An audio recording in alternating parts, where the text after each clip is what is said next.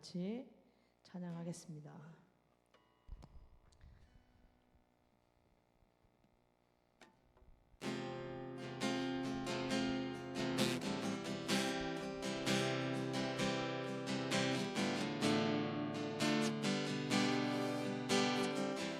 주를 위한 이곳에 주를 위한 이곳에 예배하는 자들 중에 그가 찾는 이 없어 주님께서 슬퍼하시네.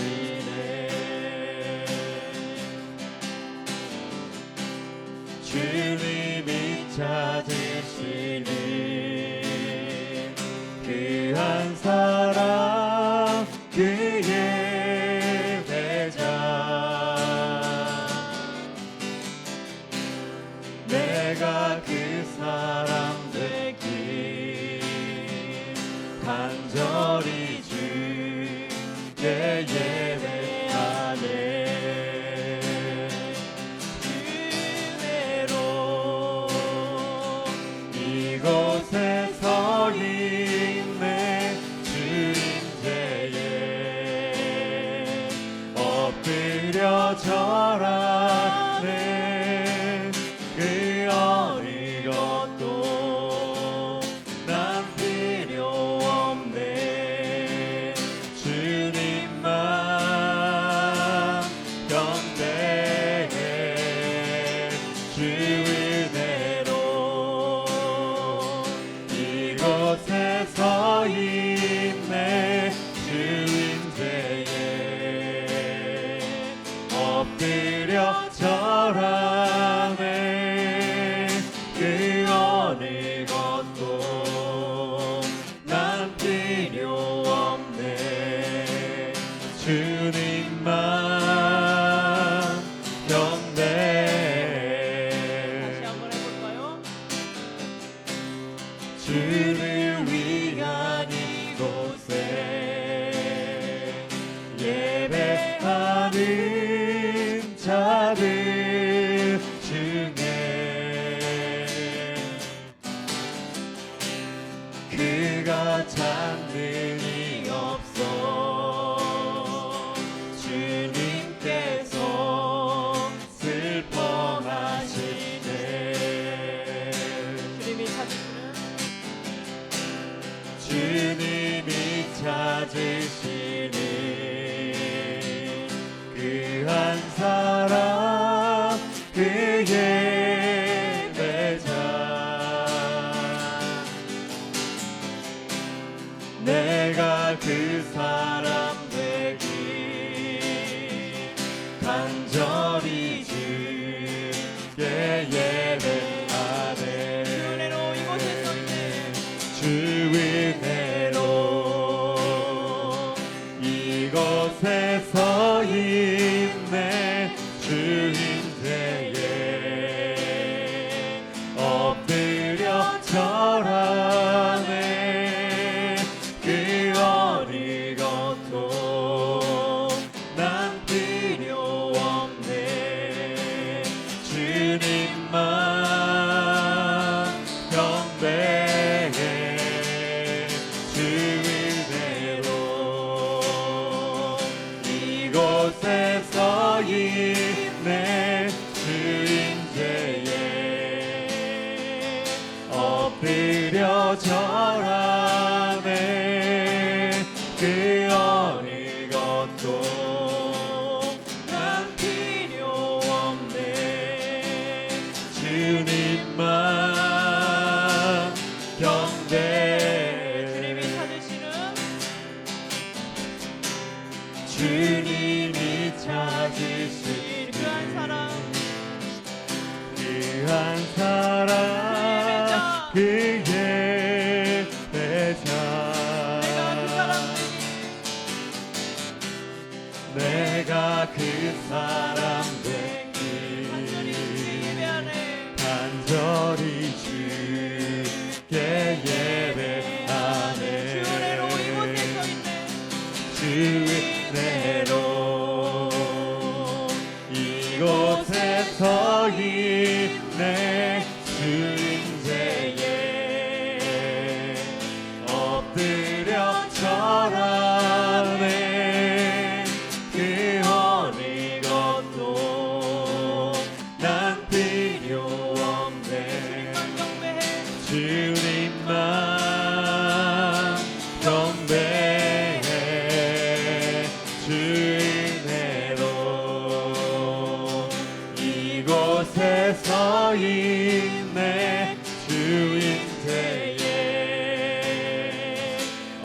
느려져라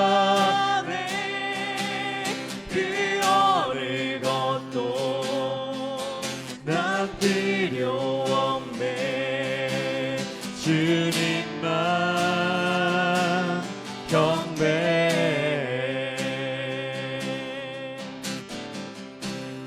고단한 인생길 고단한 인생길 힘겨운 오늘도 예수 내 마음 아시네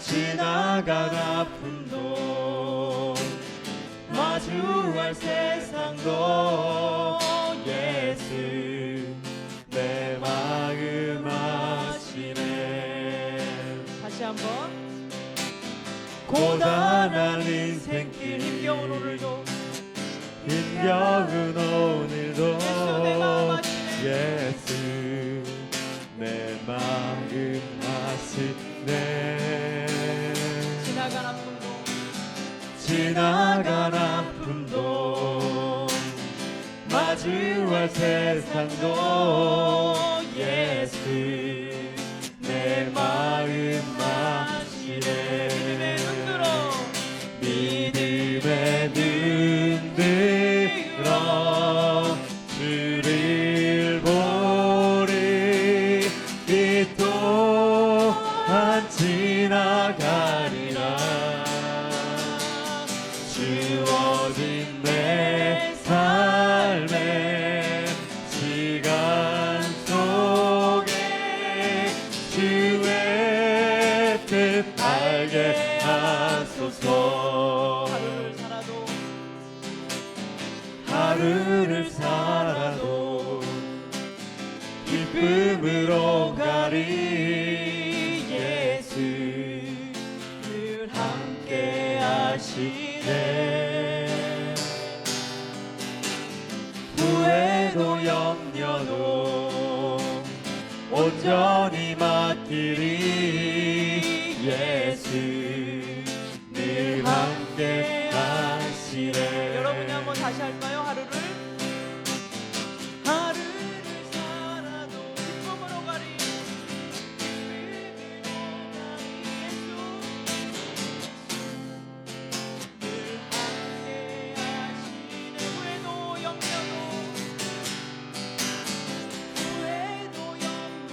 온전히 맡기니 예수 늘 함께 하시네 늘 함께 하시네 믿음의 눈 들어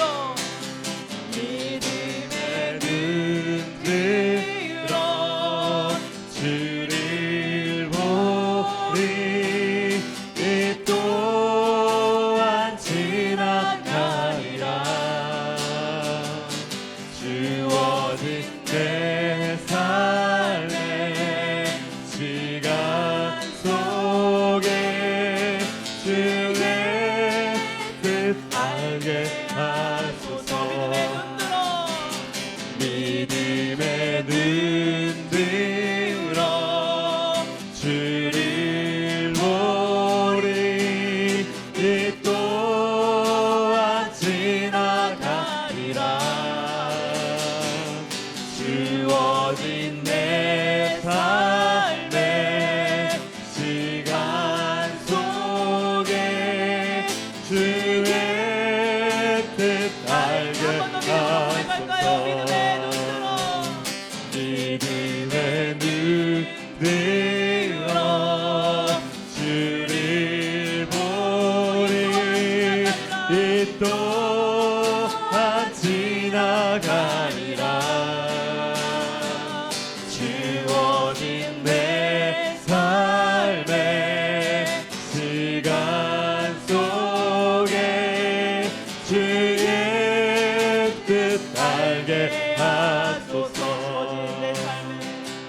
주어진 내 삶의 시간 속에 주의 뜻 알게 하소서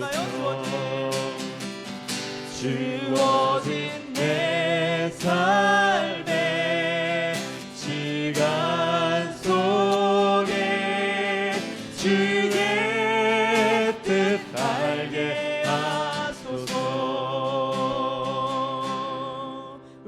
같이 함께 기도하겠습니다. 기도할 때 하나님이 우리를 부르심은 분명하고 확실합니다. 우리의 상황이 어떠하든, 우리의 형편이 어떠하든, 우리가 처하고 있는 상황이 어떠하든 간에 우리 하나님이 우리의 인생을 통해서 함께 하시고, 그래서 우리를 예배자로 하나님을 경외하며 사는 거룩한 백성으로 부르시고 세우시겠다라는 주님의 그 뜻은 분명합니다. 하나님, 우리가 우리의 현실과 상황 속에서 주님을 더욱 바라보고 주님을 예배하며 경외하는 하나님의 거룩한 백성이 되도록 인도하여 주옵소서.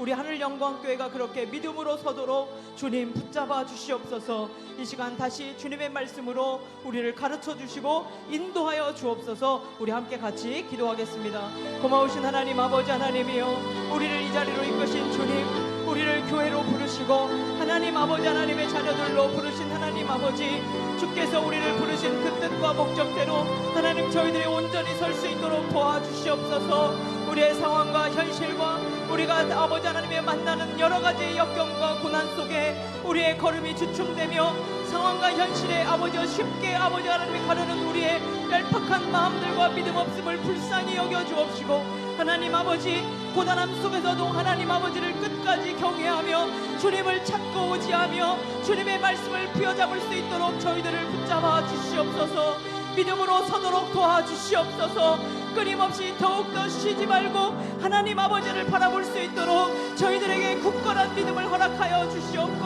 하나님 아버지 하나님께 소망을 줄 수 있도록 인도하여 주시옵소서. 우리 하늘영광교회가 하나님 아버지 앞에 그렇게 서 있는 교회가 되게 하여 주옵소서.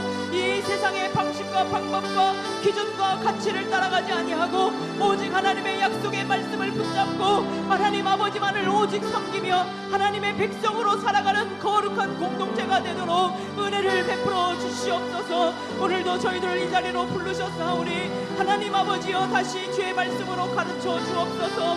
아버지의 뜻으로 다시 저희들을 가르쳐 주옵소서.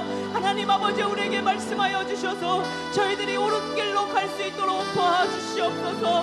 하나님 아버지, 우리를 불쌍히 여겨 주시옵소서. 잠자는 저희들을 깨워주시고 아버지 하나님, 안일해진 우리의 신앙을 다시 회복되게 하여 주시며 하나님, 다시 세상의 방식으로 부여잡고 있는 우리의 손을 놓고 하나님의 말씀을 붙잡을 수 있도록 다시 우리를 아버지 하나님이여 회복시켜 주시옵소서. 이 시간 말씀을 선포하신 우리 목사님에게 성령의 충만함과 하나님 아버지의 마음을 마음껏 부어주셔서 담대히 주의 말씀을 선포할 수 있도록 인도하여 주옵소서. 주님 은혜를 부어주시고 주님 우리를 만나 주시옵소서. 주님 의지합니다. 하나님,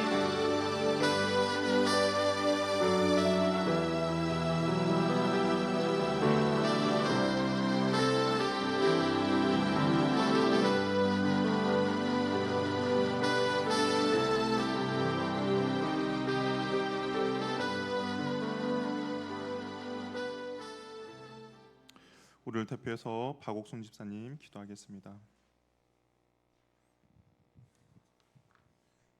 좋으신 아버지 하나님, 주님의 은혜가 아니면 살아갈 수 없는 저희들임을 고백하며 이 시간 감사와 찬양으로 하나님께 경배를 드리게 하시니 감사합니다. 이곳을 주님의 보혈로 덮으사 정결케 하여 주시고 각 성도의 마음에 성령님의 충만함을 부어 주시옵소서. 이 시간 아버지의 말씀 앞에 아멘하게 하여 주시고 기쁨과 순종의 마음으로 말씀을 받게 하여 주시옵소서. 하늘영광교회가 머리 되신 예수님을 더욱 간절히 찾고 구하며 하나 되어지는 교회 되게 하여 주시옵소서. 기쁨으로 주님을 섬기며 서로 사랑함으로 돌아보아 서로의 허물을 덮어주는 교회 되게 하여 주시옵소서. 성도와 성도 간의 교제에 은혜가 넘치고 말씀이 충만함으로 서로를 세워주며 칭찬하는 교회 되게 하여 주시옵소서.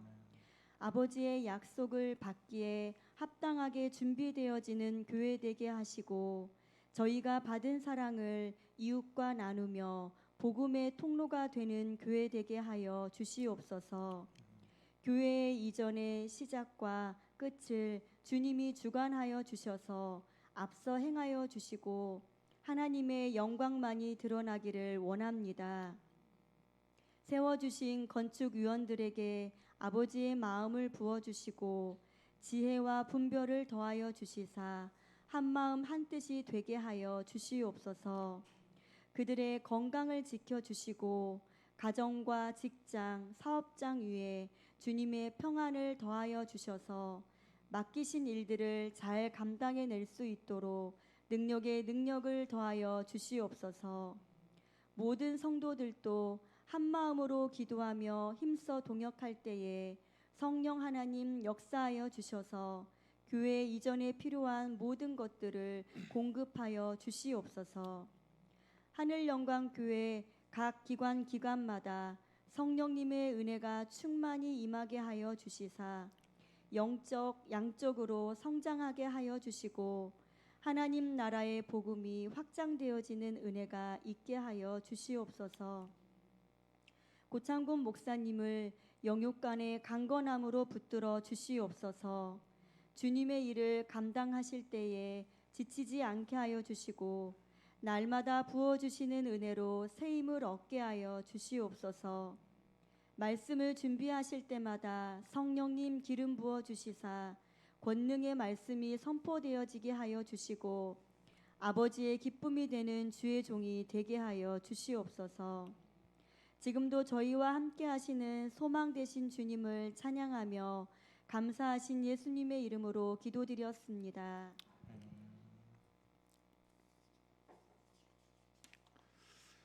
교회 소식 말씀드리겠습니다. 우리 건축위원을 위해서 계속적으로 기도해 주시길 바랍니다. 오늘 하나님께서 우리에게 주시는 말씀은 창세기 21장 1절에서 7절 말씀입니다. 창세기 21장 1절에서 7절 말씀.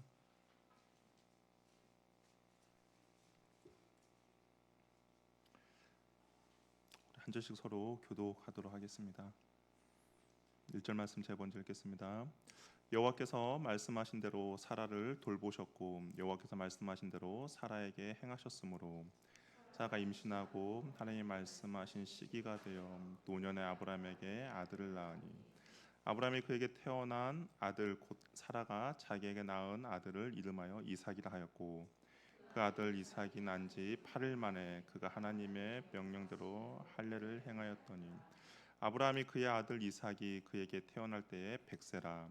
사라가 이르되 하나님이 나를 웃게 하시니 듣는 자가 다 나와 함께 웃으리로다. 함께 읽겠습니다. 또 이르되 사라가 자식들을 젖먹이겠다고 누가 아브라함에게 바라였으리오마는 아브라함의 노경에 내가 아들을 낳았도다 하니라. 아멘. 우리 몇 분과 인사 나누겠습니다. 잘 나오셨습니다. 예, 은혜 많이 받으시길 바랍니다. 안 하시는 것 같아요. 어떻게 투표는 잘 하셨나요? 여기들 뭐 전주 지역은 별로 재미는 없는 투표였던 것 같아요. 뭐 경합도 아니고 몇 프로 나오냐 그게 궁금했지. 예전에 있던 교회는 이제 뭐 경합 지역이었거든요. 그래서 경합 지역에서 이제 그 교인들 안에서도 반반씩 막 갈렸었는데 투표가 수요일 날에 있는 건 아시죠? 모든 투표는 항상 수요일 날에 있습니다. 근데 그때 이제 수요 예배 오전에 있어요. 근데 어떤 목사님이 이제 수요 설교를 하는데 넥타이를 그 정당을 나타내는 색깔로 이제 넥타이를 해가지고 이게 설교를 했어요. 뭐 아무 생각 없이 하신 거죠. 아무 생각 없이. 근데 이제 끝나고 몇 분이 저 목사님 왜 그러셨냐고 여기는 뭐 그런 걱정 안 해서 이게 다행인 것 같습니다. 우리 이제 아브라함 하나님께서 드디어 이제 아브라함에게 약속을 이루어 주셨어요. 혹시 오랜 시간 동안 이게 기도한 기도 제목들이 있습니까? 그것이 정말 기다리고 바랬는데 이루어졌다면 얼마나 큰 기쁨이 있겠습니까? 아브라함에게도 25년의 기다림이었습니다. 하나님께서 갈대아 우르에서 불러 주셔가지고 하나님의 말씀을 따라서 이제 가나안 땅에 왔는데 그리고 얼마나 많은 우여곡절이 있었어요. 그냥 그런 것들을 다 지나고 나서 드디어 25년 만에 하나님께서 이삭이라는 이제 아들을 허락해 주셨습니다. 우리 1절 말씀 보니까 여호와께서 말씀하신 대로 사라를 돌보셨고 여호와께서 말씀하신 대로 사라에게 행하셨으므로 하나님이 아브라함에게 수차례 걸쳐 말씀하신 일이 성취되었다라는 것을 말하고 있습니다. 그러니까 말씀하신 대로 이루셨다라고 되어 있어요. 하나님의 하신 말씀 어떻습니까? 반드시 이루어지는 것이죠. 우리가 생각할 때는 이것이 언제 이루어질까 알 수 없지만 한 가지 확실한 것은 하나님의 약속의 말씀은 반드시 이루어진다라는 겁니다. 또 여기서 우리가 또 살펴봐야 할 것은 돌보셨고라는 이 단어인데요. 이것이 파카드라는 단어예요. 성경에 보면 이게 종종 등장하는 단어인데요. 이 뜻이 무엇이냐면 방문하다, 보살피다라는 그런 단어입니다. 하나님의 친히 사라를 방문하셨다라고 되어 있어요. 하나님께서 방문하시니까 어떤 일이 벌어졌냐면 불가능한 일이 가능하게 된 것이죠. 하나님의 방문이 정말 그 기다리던 사람에게 기쁨이 되었습니다. 하나님의 돌보심은 오늘날 우리들에게도 일어나죠. 기적과 기쁨으로 허락해 주십니다. 하나님께서는 그의 자녀들을 끊임없이 돌보시고 방문해 주시는 거죠. 시편 기자가 이렇게 고백했어요. 시편 8편 4절 말씀 우리 한번 같이 볼까요? 시편 8편 4절 말씀 한번 읽겠습니다. 시작. 무엇이게 주께서 그를 생각하시며 인자가 무엇이게 주께서 그를 돌보시나이까. 우리가 무엇이게 주님께서 이렇게 우리를 방문하시겠습니까? 다른 이유가 없죠. 사랑하는 자녀이기 때문에 돌보십니다. 사람들은 다 안 된다라고 생각을 했어요. 그리고 희망이 없다라고 생각을 했고 불가능하고 절망적이라고 이야기를 했음에도 불구하고 하나님께서 방문하시니까 어떤 일이 일어났습니까? 모든 것을 변화시킨 거죠. 저와 여러분에게도 그 하나님의 방문이 있기를 바랍니다. 우리의 가정과 우리의 교회와 우리의 사업장과 우리 학교 가운데 하나님의 방문이 일어날 때 불가능한 일이 가능하게 되고요. 하나님의 방문이 일어날 때 우리에게 기쁨이 일어날 수 있다라는 것이죠. 하나님의 약속의 말씀은 하나도 땅에 떨어지지 않았습니다. 근데 문제는 그것을 내가 믿고 기다리느냐 인내하느냐에 달려 있는 것이죠. 하나님은 상황에 따라 말씀을 바꾸시지 않았어요. 하나님께서는 아브라함에게 그 주신 약속을 계속 이어가셨습니다. 오히려 말씀대로 상황이 바뀌게 된 거죠. 불가능한 것이 가능하게 바뀌었습니다. 하나님의 말씀은 그분의 때에 반드시 이루어집니다.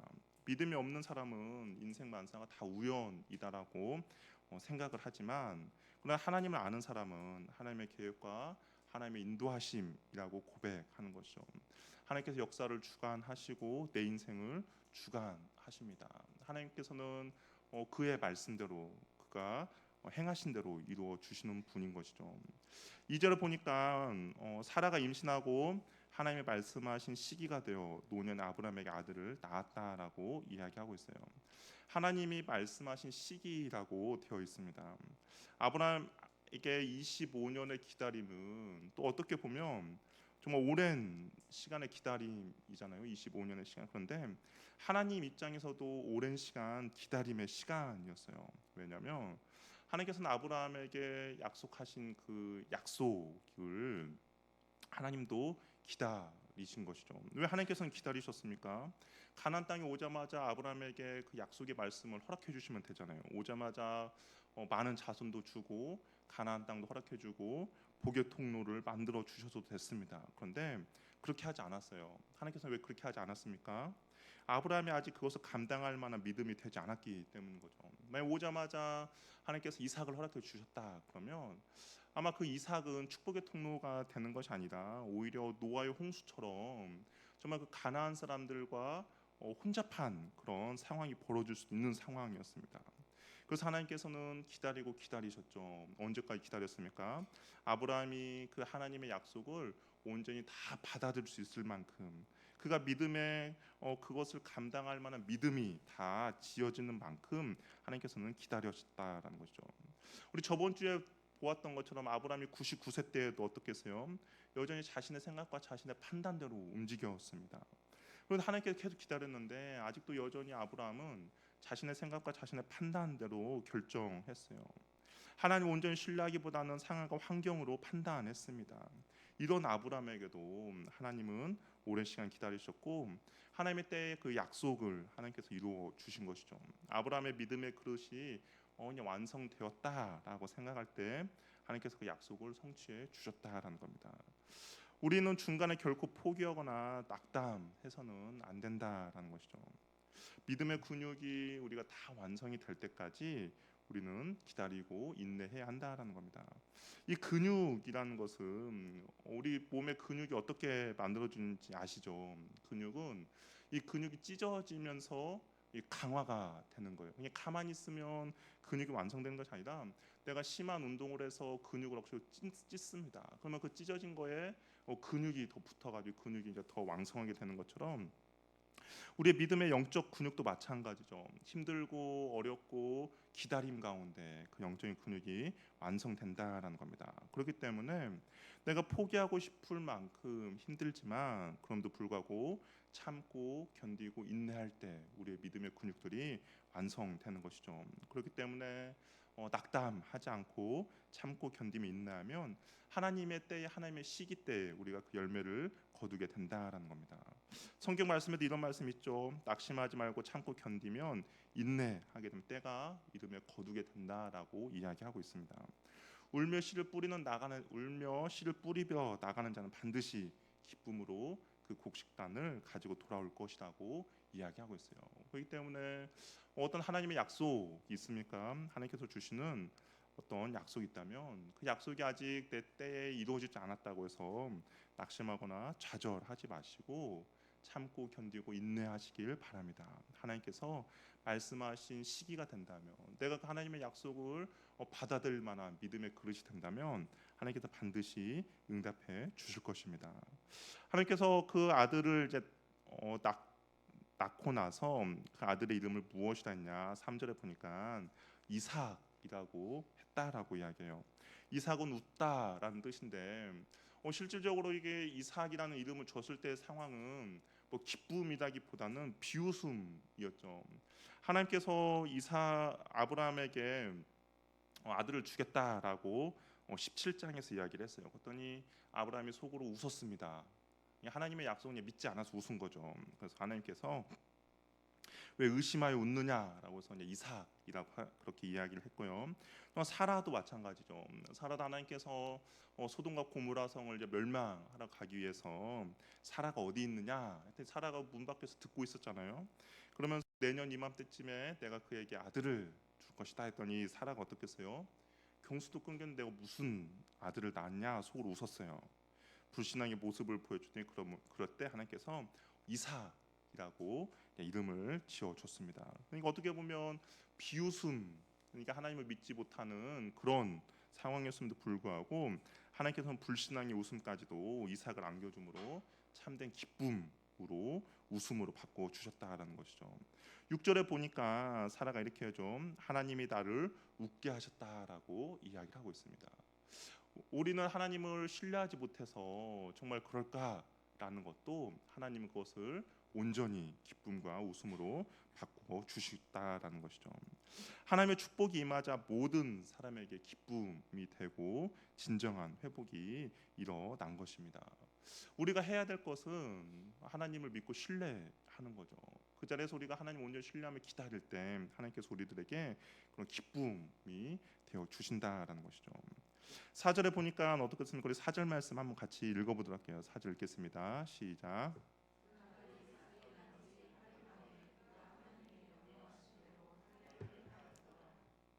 이제 아브라함이 태어난 지 8일이 이삭이 태어난 지 8일이 되니까 하나님께서 명령하신 대로 할례를 행해야 했어요.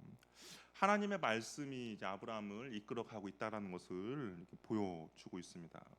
인간이 처음에 타락했을 때 그 타락의 원인은 무엇이었냐면 사단이 아담과 하와를 유혹했을 때 너가 하나님처럼 될 것이다라고 유혹했어요. 그러니까 그 아담 마음 가운데 하나님처럼 되고 싶은 마음이 있었던 것이죠. 끊임없이 인간은 하나님의 자리를 앉고 싶어합니다. 그 자리에 본인이 앉고 싶어하고 서고 싶어하는 것이죠. 우리가 이렇게 말하면 어떤 분이 이렇게 대답할 수도 있겠죠. 나는 하나님 자리에 앉고 싶은 적이 한 번도 없습니다라고 항변할 수도 있는데, 성경에서 하나님 자리에 앉고 싶어하는 그 사람의 모습이 무엇이냐면 하나님의 말씀 가운데 불순종하는 거죠. 하나님이 말씀하셨는데 그 말씀을 듣지 않는 거예요. 자기 중심적으로 살고자 하는 겁니다. 하나님과 전혀 상관없이 살아가는 사람들의 모습이 바로 하나님의 자리에 끊임없이 앉고자 하는 사람의 태도와 모습인데, 근데 지금의 아브라함의 모습은 어떻습니까? 하나님의 말씀대로, 하나님께서 명하신 대로 온전히 순종하며 나아가고 있다라는 것이죠. 우리가 하나님 앞에 취해야 할 태도는 하나님의 말씀을 거부하고 불순종하는 것이 아니라 하나님의 말씀과 온전히 순종한 모습을 보여야 한다라는 겁니다. 하나님의 말씀에 순종할 때 그것이 바로 하나님을 하나님 되심으로, 하나님을 주 되심으로 섬기는 모습이 되는 것이죠. 우리가 마땅히 하나님 앞에서 취해야 할 태도입니다. 하나님의 자리에 앉으려고 하는 것이 아니라 내가 하나님의 말씀에 온전히 순종해서 하나님을 하나님 되심, 하나님을 주 되심으로 섬기며 나가는 은혜가 있기를 바랍니다. 그러면서 이제 이삭이 자랐어요. 이삭이 자랐는데 우리 8절에 보니까 이삭이 얼마만큼 자랐냐면 젖을 떼는 날이라고 되어 있습니다. 그때 아브라함이 이제 큰 잔치를 베풀고 있어요.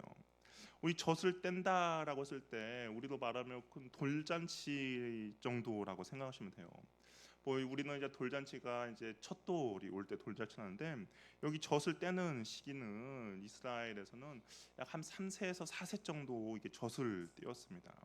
이 아이가 그냥 건강히 자랐다라는 것을 이제 하나님 앞에 사람들 앞에서 하나님 앞에 감사하며 이제 큰 잔치를 베푸는 것이죠. 근데 이때 이제 어떤 일이 벌어졌는가? 우리 9절 말씀 한번 같이 읽어보도록 해요. 9절 읽겠습니다. 시작.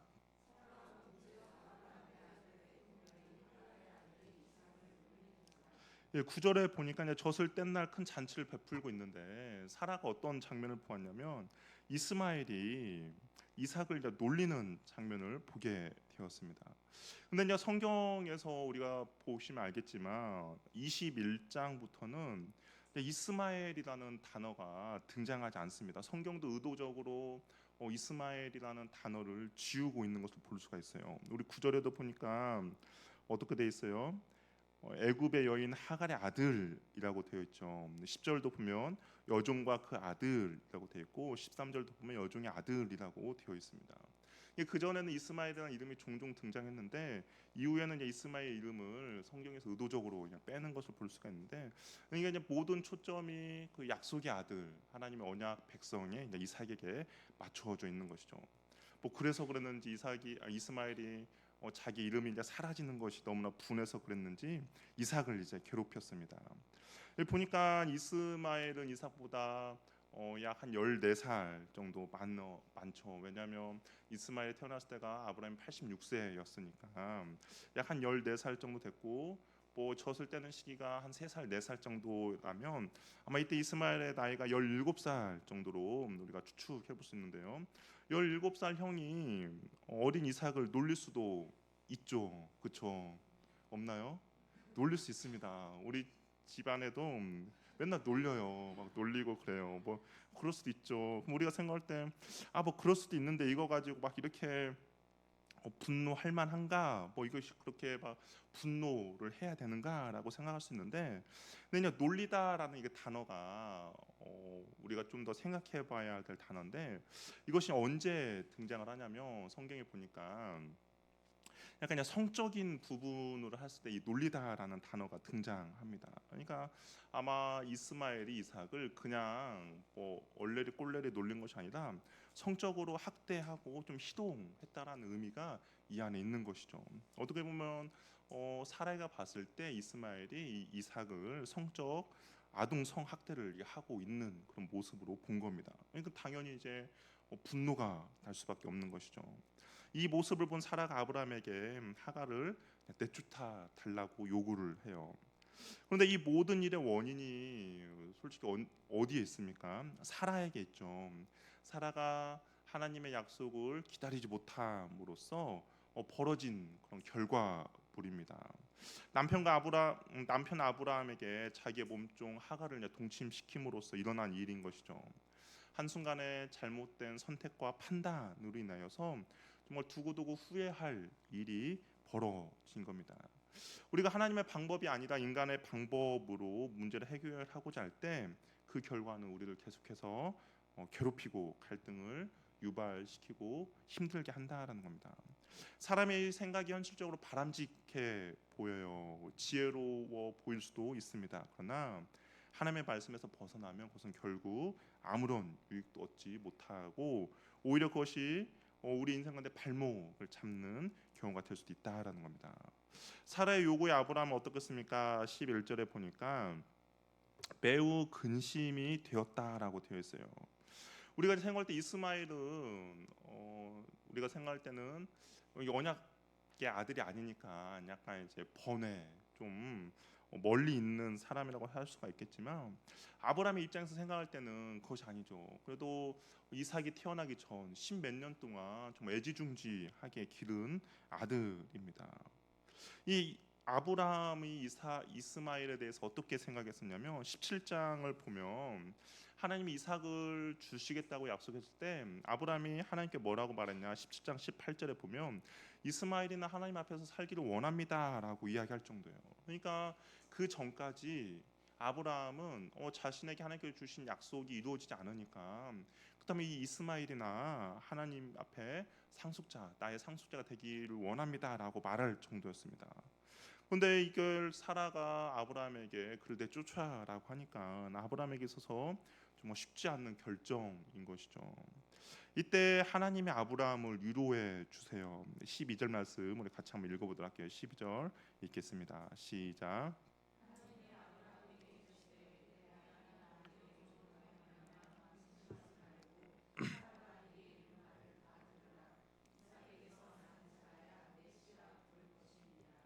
하나님이 아브라함에게 나타나셔서 근심하지 말고 사라가 내게 이른 대로 다 들으라라고 이야기를 하고 있습니다. 우리가 이 12절 말씀을 보면서 하나님이 어떤 분이신지 우리가 한번 묵상해 볼 수 있죠. 분명히 우리의 잘못으로 비롯된 근심이에요. 우리가 하나님의 말씀 가운데 순종했으면 근심할 필요가 없는 그런 근심입니다. 그런데 하나님께서 어떻게 합니까? 그럼에도 불구하고 괴로워하고 있는 아브라함이 찾아와서 외면하지 않으시고 찾아와 주신다라는 것이죠. 우리가 보통 인간 관계에서 이런 일이 벌어지면 어떤 마음이 듭니까? 인간 관계에서 어떤 사람이 잘못된 선택으로 인하여서 어떤 막 그 근심하고 잘못된 그런 모습을 보여줘요. 그럼 우리들 마음 가운데는 쌤통이다, 잘됐다라고 생각할 겁니다. 잘못할 때부터 알아봤다라고 고생 한번 해봐라. 이럴 때 네가 정신 차리고 돌아오지 언제 이런 고생 해보냐라고 생각할 수도 있지만, 근데 하나님은 어떻습니까? 그럼에도 불구하고 그의 자녀가 힘들어할 때, 아파할 때 찾아와 주셔서 개입해 주시고 인도해 주신다라는 것이죠.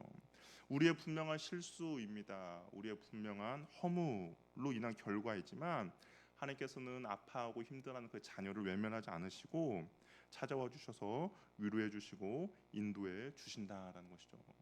저와 여러분이 분명 실수할 수도 있습니다. 저와 여러분들이 잘못된 선택으로 잘못된 어떤 결과에 빠질 수도 있어요. 그런데 내가 그걸로 아파하고 힘들어하고 있을 때 하나님께서 그럼에도 불구하고 우리를 외면하지 않으시고 우리에게 찾아와 주셔서 위로해 주시는 분이다라는 것이죠. 이런 하나님 우리가 믿고 의지하는 하나님이라는 거예요. 어떤 분은 하나님에 대해서 너무나 오해하시는 분들이 있습니다. 특히 구약의 하나님에 대해서 너무 무섭다, 인정사정 없다라고 생각하시는 분이 있는데 우리가 이런 말씀을 묵상함으로써 정말 하나님의 그 풍성한 사랑이 얼마나 큰지를 우리가 한번 묵상해 볼 수 있다라는 것이죠. 하나님이 사라의 말대로 하갈과 이스마엘을 내쫓을 것을 말씀하십니다. 사라가 제시한 해결책이 하나님 보시기에 옳았기 때문인 거죠. 이스마엘이 미워서가 아니라 이삭이 온전히 하나님의 유업을 이어받을 수 있도록, 하나님의 기업을 이어받을 수 있도록 지키는 것이 중요하기 때문인 것이죠. 아마 이 이스마엘과 이삭이 함께 있다면 이 이삭이 계속적으로 이스마엘에게 괴롭힘을 당할 것입니다. 이 이스마엘로 인하여서 이삭이 계속적으로 힘든과 어려움을 당하게 될 것이에요. 그렇기 때문에 하나님께서는 이 이스마엘을 내쫓을 것을 말씀하시는 거죠. 아브라함으로서는 쉬운 결정은 아닙니다. 그럼에도 불구하고 결단해야 하는 것이죠. 지금 당장 힘이 들고 어려울 수 있겠지만 이삭에게 있어서 이스마엘은 큰 위협이 되며 이 이스마엘이라는 큰 장벽은 이삭 혼자서 해결할 수 없는 큰 장애물이 될 수 있기 때문에 아브라함에게 하나님은 사라의 말을 들어서 이스마엘을 떠나 보낼 것을 이야기하는 것이죠. 그런데 하나님께서 이렇게 말씀하세요. 뭐라고 말씀하시냐? 이 이스마엘도 하나님께서 무엇이요? 큰 민족을 이루게 하시겠다라고 이야기를 하십니다. 결국 아브라함이 그 하나님의 약속의 말씀을 믿고 이삭을 하나님께 맡기는 것이죠. 아브라함의 큰 장점은 무엇이냐면 즉각적인 순종하는 모습입니다. 14절에 보니까 아침에 일찍 일어났다라고요. 일찍 일어났다는 것이 아마 하나님의 말씀과 논리 순종하고자 하는 말씀도 있겠지만 또 한편으로는 잠을 못 잤겠죠. 이거 나중에 이삭을 하나님께서 바치라고 했을 때도 동일한 장면이 나오는데요. 아마 잠을 못 잤을 것입니다. 왜냐하면 그래도 사랑하는 아들인데 사랑하는 아들을 내쫓는다는 것은 아버지로서 쉽지 않은 결단이기 때문입니다. 그래도 아침에 일찍 일어나서 떡과 물 한 가죽 부대를 안겨주고 그냥 집을 나서게 합니다. 그런데 이제 어떤 일이 벌어졌냐면 그렇게 집을 나섰는데 이 하갈이 14절 보니까 브엘세바 광야에서 방황을 하기 시작합니다. 그러니까 어디로 가야 될지를 이제 모르는 거죠. 결국 가지고 있던 물도 다 떨어졌습니다. 정말 생명이 위협받게 된 것이죠. 그래서 어떤 일이 벌어졌냐면 이 이스마엘이 그 자식을 15절에 보니까 가죽부대 물이 떨어지고 나서 그 자식을 관목 덤불 아래 두었다라고 이야기하고 있어요. 아마 이스마엘이 기진맥진한 것 같아요. 정말 이게 물이 다 떨어지고 나니까 그 뜨거운 광야 가운데 더 이상 힘을 얻지 못한 것 같습니다. 그런데 광야에서 뭐 나무 그늘이 없잖아요. 그래서 어떻게 됩니까? 관목 덤불 아래 두었다라고 하는데 이 관목 덤불은 어떤 거냐면 가시나무 덩굴입니다. 우리 가시나무 아시죠? 가시나무에 그늘이 있을까요, 없을까요? 그늘이 없어요. 가시나무에 그늘이 없음에도 불구하고 어쩔 수 없이 거기에 이스마엘을 내어 놓았다라는 겁니다. 어떤 분은 이렇게 이야기하는 사람도 있어요.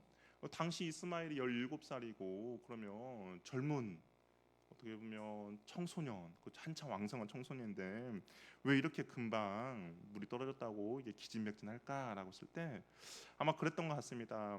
이스마엘은 고생을 안 했죠. 부잣집 아들로 지금까지 살아왔어요. 아무것도 부족함 없이 아브라함이 애지중지하면서 키웠는데 광야에 나가니까 더 이상 어쩔 수 없는 그런 상황이 벌어진 겁니다. 그래서 이 하갈이 이스마엘 자신의 사랑하는 아들은 그나마 고통을 좀 덜어주기 위해서 그늘 같지도 않는 그늘 아래 눕혀 놓았습니다.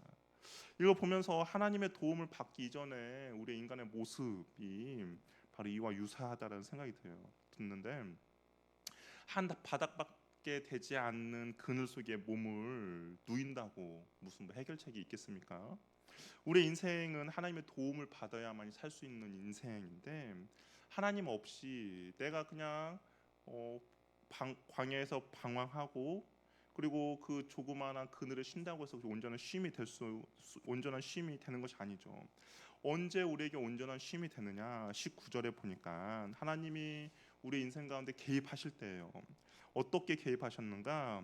하갈의 눈을 열어 밝혀 주셨습니다. 그랬더니 그 샘물을 보게 돼요. 그러니까 이 하갈이 있었던 근처에 바로 샘물이 있었는데 하나님의 개입하는 그 도움이 없으니까 그 샘물을 보지 못하였다라는 건데요. 근데 하나님께서 그 눈을 열어주니까 어떻게요? 샘물을 보게 됐다라는 것이죠. 하갈 옆에 샘물이 있었지만 보지 못했어요. 그러나 하나님이 눈을 밝혀주시자 비로소 보이게 된 것입니다. 하나님이 우리의 인생의 삶에 개입해 주실 때 비로소 우리는 은혜를 누리며 살아갈 수가 있다라는 것이죠. 하나님이 없이 살아가는 인생은 그 가시 덤불에 누워서 작은 그늘에 쉴 수밖에 없는 그런 초라한 인생이지만 하나님이 그 인생 가운데 개입하시니까 어떻게요? 광야에서 가장 소중한 샘물을 발견하게 해 주신다라는 겁니다. 하나님 은혜를 누리며 살아가게 해 주신다라는 거죠. 그래서 하나님께서는 약속하신 것처럼 이스마엘을 지켜주시며 함께 해 주셨어요. 그런데 어떤 일이 벌어졌느냐? 20절에 보니까 하나님이 그 아이와 함께 하셨죠. 그래서 그가 장성하여 광야에서 거주하며 활쏘는 자가 되었습니다. 그러니까 하나님께서 함께 해주시니까 그 광야에서 잘 정말 성장할 수가 있었습니다. 그런데 어떤 일이 벌어졌냐? 21절에 보니까 우리 21절 말씀 같이 한번 읽어볼게요. 시작.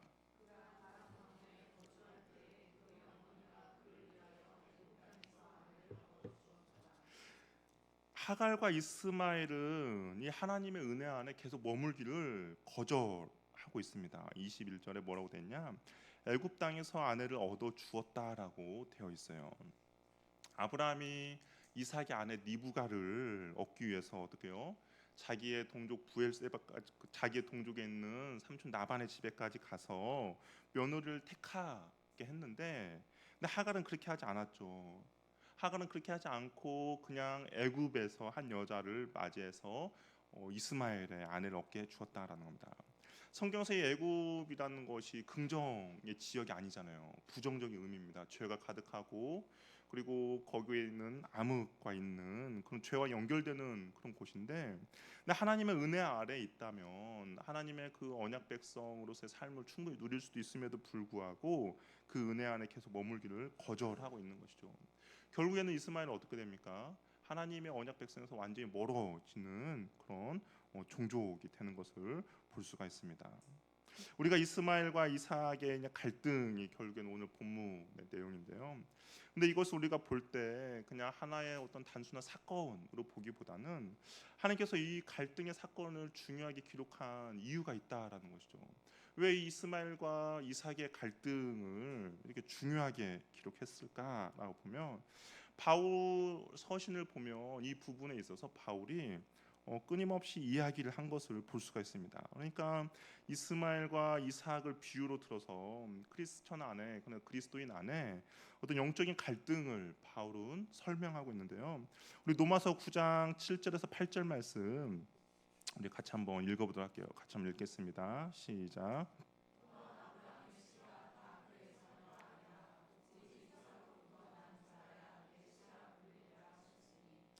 육신의 자녀가 하나님의 자녀가 아니요 오직 약속의 자녀가 시로 여기심을 받느냐.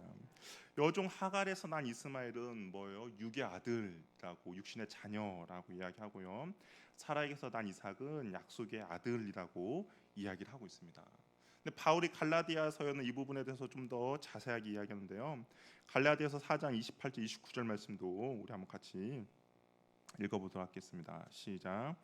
형제들아, 너희는 이삭과 같이 약속의 자녀라. 그러나 그때 육체를 따라 난 자가 성령을 따라 난 자를 박해한 것 같이 이제도 그러하더라.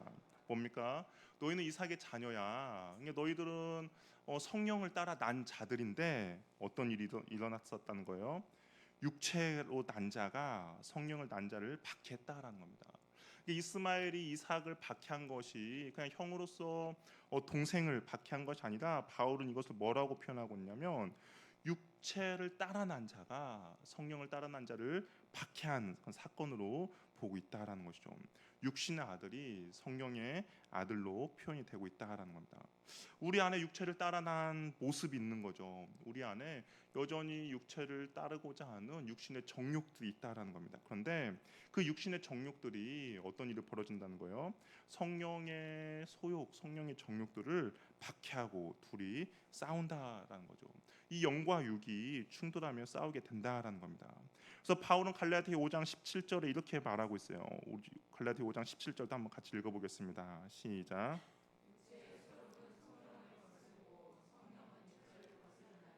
이 둘이 서로 대적함으로 너희가 원하는 것을 하지 못하게 하려 합니다. 바울이 이것을 이야기하면서 앞에서 이스마엘과 이삭의 이야기, 그렇죠? 육신의 아들, 성령의 아들을 이야기하면서 결국에는 육체의 소욕과 성령 그 이야기를 하고 있다라는 겁니다. 육의 생각이 영의 생각을 지배하고 육신의 일이 영의 일을 간섭하며 희롱하는 일들이 발생하게 된다라는 것이죠. 온전한 그리스도인의 삶을 살고자 한다면 결단하고 어떤 일이 벌어져야 합니까? 육신의 생각을 내쫓아야 한다라는 겁니다. 하나님께서 우리 안에는 이스마엘을 내쫓으라고 말씀하고 있는 것이죠. 정이 들고 습관이 들고 감정적으로 너무나 힘들더라도 옛사람을 끊어 버려야 한다고 이야기를 하고 있다라는 겁니다. 하나님의 유업을 잊지 못하도록 방해하는 거죠. 하나님의 기업을, 하나님의 사람을 온전히 자라나지 못하도록 억압하고 학대하고 괴롭히며 대적하는 이스마엘을 우리의 삶에서 온전히 내쫓으라고 이야기를 하고 있는 것이죠. 이스마엘 때문에 풍성한 삶을 살 수 없음을 이야기하고 있습니다. 출생 때 기쁨을 준 이삭과는 달리 이스마엘은 어떻습니까? 잉태될 때부터 갈등과 근심을 우리에게 안겨 주었죠. 많은 사람들이 구원을 받았지만 구원의 그 기쁨을, 구원의 감격을 누리지 못하는 이유가 뭐냐? 이스마엘과 같은 옛사람과 옛죄의 습관과 함께 지내고 있기 때문입니다. 내가 하나님의 성령의 사람이 됐다면 난 이제 성령의 사람을 쫓아서 성령의 소욕을 쫓아서 살아가야 하는데 여전히 내 안에 있는 그 육신, 옛사람을 같이 함께 공존하며 지내는 것이죠. 육체의 정욕을 방치해 두면서 살아가기 때문에 어떤 일이 벌어집니까? 우리에게 갈등과 근심이 벌어지고 있는 것이죠. 그래서 성경에서는 이 이스마엘을 온전히 내쫓으라라고 이야기를 하고 있다라는 거죠. 바울은 에베소 교회 성도들에게 이렇게 또 권면합니다. 에베소서 4장 22절 24절 말씀 한번 같이 읽어볼게요. 같이 한번 읽겠습니다. 시작.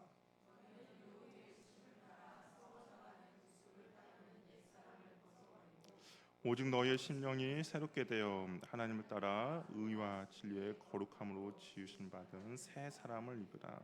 바울이 뭐라고요? 옛사람을 벗어 버리라라고 이야기합니다. 그러면서 무엇입니까? 새 사람을 입으라는 거죠. 그러니까 너 안에 이 그러니까 영적인 것을 억압하고 핍박하고 하나님의 본전에 바로 서지 못하는 그 옛사람을 벗어 버리고 온전히 떨쳐 버리라는 거죠. 뭐 껴입으라고 하지 않았습니다. 완전히 벗어 버리는 거죠. 그리고 그 벗어 버린 상태에서 누굴 입으라는 거요? 새 사람을 입으라고 이야기를 하고 있다라는 거죠. 하나님의 자녀로서 살아가는 것을 방해하는 옛사람 우리는 벗어버려야 한다라는 겁니다. 내 안에 있는 이스마엘을 내쫓아야 한다라는 것이죠. 이스마엘을 떠나보내지 않으면 이삭은 절대로 이삭이 될 수 없음을 꼭 기억하시길 바랍니다. 이삭이 하나님의 기업을 이어받는 온전한 기업과 유업을 이어받기 위해서는 반드시 이스마엘을 내쫓아야 한다라는 것이죠. 내 안에 있는 육적인 것들, 내 안에 있는 옛사람의 습관들, 내 안에 있는 죄된 본성들을 우리가 온전히 떠나 보내야만이 하나님의 약속이, 하나님의 유업이 내게 온전히 이루어질 수 있다라는 것이죠. 그래서 갈라디아서는 그 육체의 소욕이 무엇인지에 대해서 우리들에게 자세하게 이야기를 하고 있습니다. 보면 여러 가지 것들이 나오죠. 그런 것들을 우리는 다 떨쳐보내야 할 것입니다. 그래야 내 안에 성령이 나를 인도하고 내 안에 성령의 소욕이 나를 이끌어 갈 수 있기 때문입니다. 그럴 때 하나님의 자녀로서 우리가 온전히 자라나며 하나님의 자녀로서 우리가 온전히 살아갈 수가 있다라는 것이죠. 저 여러분에게 혹시 이스마엘이 여전히 공존하고 있습니까? 그러면 그걸로 인하여서 근심하고 걱정하지 마시고 그것을 온전히 떠나 보낼 수 있는 믿음과 결단이 저와 여러분들에게 있기를 바랍니다. 오늘 기도하겠습니다. 오늘 시간 기도할 때